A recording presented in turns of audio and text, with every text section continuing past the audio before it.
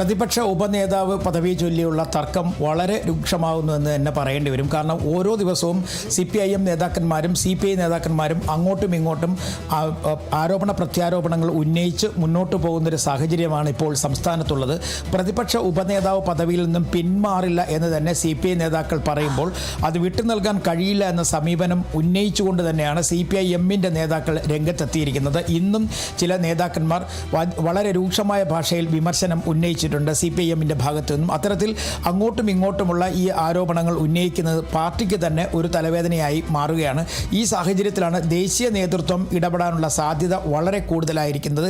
കഴിഞ്ഞ ദിവസം ഇതിൻ്റെ ആദ്യഘട്ടം എന്ന നിലയ്ക്ക് D. രാജ CPIM-ൻ്റെ ദേശീയ സെക്രട്ടറി MA ബേബിയുമായി ഒരു ആദ്യവട്ട ചർച്ച നടത്തിയെന്നുള്ള വിവരങ്ങൾ പുറത്തേക്ക് വരുന്നുണ്ട്. പക്ഷേ ആ ചർച്ചകൾ നടന്നെങ്കിൽ തന്നെയും സംസ്ഥാനത്തിൻ്റെ സമീപനത്തെ അനുസരിച്ചായിരിക്കും ബാക്കി കാര്യങ്ങളിലേക്ക് നീങ്ങുക. CPIM ഒരു കാരണവശാലും പ്രതിപക്ഷ ഉപനേതാവ് പദവി CPIക്ക് നൽകില്ല എന്ന നിലപാടിൽ ഉറച്ചു നിൽക്കുകയാണ്. പ്രത്യേകിച്ചും അവരുടെ സംസ്ഥാന സെക്രട്ടേറിയറ്റ് യോഗത്തിലും സംസ്ഥാന സമിതി യോഗത്തിലുമൊക്കെ ഈ പദവി വിട്ടു നൽകാനാകില്ല എന്ന് കൃത്യമായ ഒരു തീരുമാനം എടുത്തിട്ടുണ്ട്. ആ തീരുമാനത്തിൽ ഉറച്ചു നിൽക്കാനാണ് സാധ്യത ഏറ്റവും കൂടുതൽ.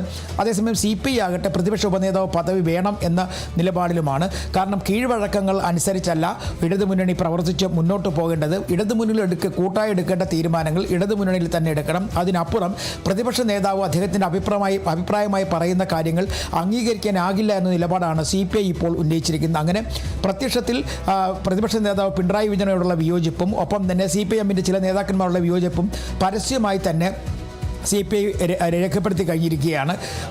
കാരണം ഇത്തരത്തിൽ ഒരിക്കൽ പോലും പ്രതിപക്ഷ നേതാവ് പറയേണ്ട കാര്യങ്ങളല്ല ഇപ്പോൾ അദ്ദേഹം പറയുന്നത്. മാത്രവുമല്ല ഒരു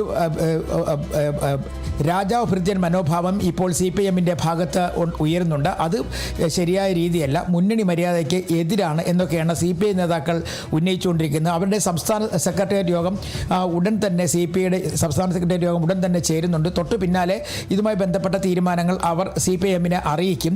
അതേസമയം ഇനി ഇടതുമുന്നണി യോഗങ്ങൾ എന്ന് ചേരുമെന്നുള്ള കാര്യത്തിൽ ഒരു തീരുമാനം എത്തിയിട്ടില്ല. ഇടതുമുന്നണി യോഗത്തിൽ എടുക്കേണ്ടതാണ് പ്രതിപക്ഷ ഉപനേതാവ് ആര് എന്നുള്ള കാര്യത്തിൽ ഒരു അന്തിമ തീരുമാനം. പക്ഷേ നിലവിൽ കഴിഞ്ഞ പ്രാവശ്യം ചേർന്ന ഇടതുമുന്നണി യോഗത്തിൽ ഈ വിഷയം ചർച്ചയ്ക്ക് വന്നിട്ടേ ഇല്ല. പക്ഷേ അന്ന് പ്രധാനമായും വന്നത് വരാൻ പോകുന്ന തദ്ദേശഭരണ സ്ഥാപനങ്ങളിലേക്കുള്ള ഉപതെരഞ്ഞെടുപ്പുമായി ബന്ധപ്പെട്ടുള്ള കാര്യങ്ങളായിരുന്നു. ആ ഉപതെരഞ്ഞെടുപ്പുമായി ബന്ധപ്പെട്ട എല്ലാ സീറ്റുകളിലും ഇടതുമുന്നണി സ്ഥാനാർത്ഥികൾ വിജയിക്കുന്നതിന് ആവശ്യമായ നീക്കങ്ങൾ നടത്തണം എന്ന ഒരു നിർദ്ദേശം മുന്നോട്ട് വെച്ചു.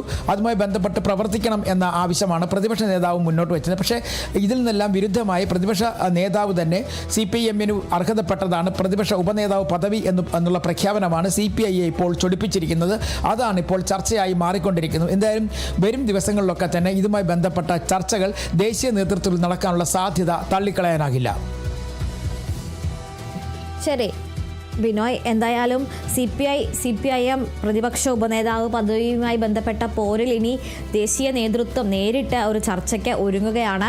നിലപാടിൽ ഉറച്ചു നിൽക്കുന്ന CPI വിട്ടുവീഴ്ചയ്ക്ക് തയ്യാറാകുമോ അതോ CPM വിട്ടുവീഴ്ചയ്ക്ക് തയ്യാറാകുമോ എന്നുള്ളതാണ് നമുക്കിനി അറിയാനുള്ളത്.